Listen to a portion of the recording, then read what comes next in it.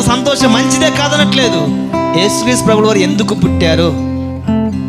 ఇక్కడ చదివినటువంటి వాక్య భాగాన్ని చూస్తే మనకు క్రిస్మస్ గురించి ఒక ముఖ్యమైన ఉద్దేశం మనకు తెలిసి ఉండాలి, ఒక రీజన్ తెలిసి ఉండాలి. ఇప్పుడు ఒక ముఖ్యమంత్రి గారు ఉన్నారనుకోండి, ఒక పథకాన్ని ప్రకటిస్తున్నప్పుడు దానిపైన ఒక ఉద్దేశం ఉంటుంది. పిల్లోని మనం చదివిస్తున్నాం, ఎందుకు చదివిస్తున్నామో తల్లిదండ్రులకు మనకు ఒక ఉద్దేశం ఉంటుంది. ఏంటంటే మా కొడుకు డాక్టర్ అయితే బాగుండు, అమ్మా మా కొడుకు యాక్టర్ అయితే బాగుండు, మా కొడుకు హీరో అయితే బాగుండు, మా కొడుకు సాఫ్ట్వేర్ అయితే బాగుండు, మా కొడుకు ఇంజనీర్ అయితే బాగుండు అని మనం కళలకని వానికి ఒక ప్లాన్ గీసి దాని ప్రకారం చదివిస్తూ ఉంటాం. 34 సంవత్సరాల నుంచి మనము క్రిస్మస్ ఆరాధన చేస్తున్నాం. ఈ క్రిస్మస్ ఆరాధన చేయడానికి ముఖ్యమైన ఉద్దేశం ఏంటి?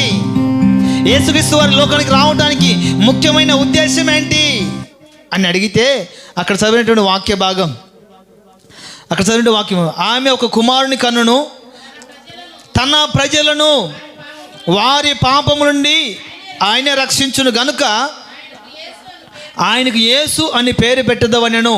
యేసు అనే పేరుకి అర్థం ఏంటి? పోయిన వారం అనుకుంటే చెప్పింది.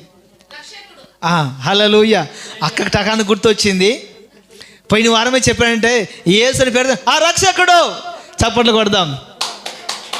హల్లెలూయా. చప్పట్లు కొట్టడానికి మనసు రావట్లేదు, మరి చల్లగా ఉండే కదా చేతుల్లో. యేసు ఎవరు? ఎందుకు పుట్టాడు? యేసు ఎవరంటే ఆయన రక్షకుడు. ఎందుకు పుట్టాడంటే తన ప్రజలను వారి పాపము నుండి ఆయనే రక్షించును. తన ప్రజలను వారి పాపముల నుండి ఆయనే రక్షించును. కనుకనే ఆయనకు రక్షకుడు అని పేరు. యేసు అని పేరుకి అర్థమైందంటే రక్షకుడు. తన ప్రజలను వారి పాపము నుండి ఆయనే రక్షించును. యేసుక్రీస్తు వారు ఎవరు అంటే ఎవరుమా అమ్మా?